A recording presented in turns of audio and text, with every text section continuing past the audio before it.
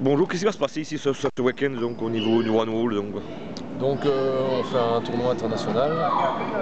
Ce sera notre deuxième tournoi. On a eu un beau succès l'année précédente. Et ici, on cartonne. On va devoir clôturer les inscriptions. On va avoir plus de 45 inscrits en simple.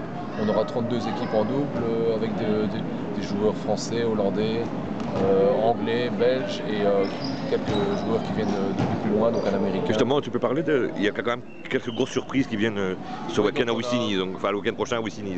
On a Dan Grant qui vient jouer, il est champion d'Europe en 2010 à Valence.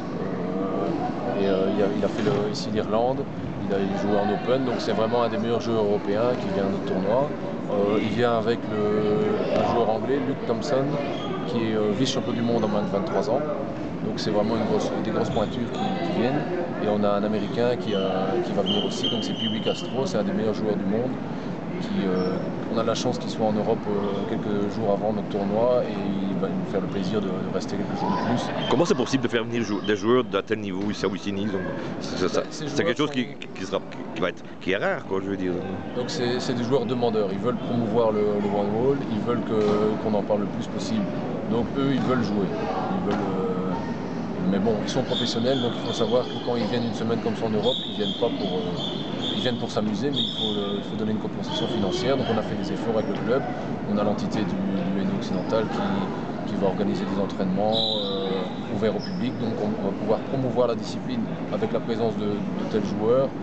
Et voilà, et on va donner un grand coup de fouet au One Wall en Belgique en faisant venir ces joueurs étrangers. Est-ce que c'est grâce au contact que vous avez pu avoir au niveau des grands tournois, comme l'Irlande que vous avez été?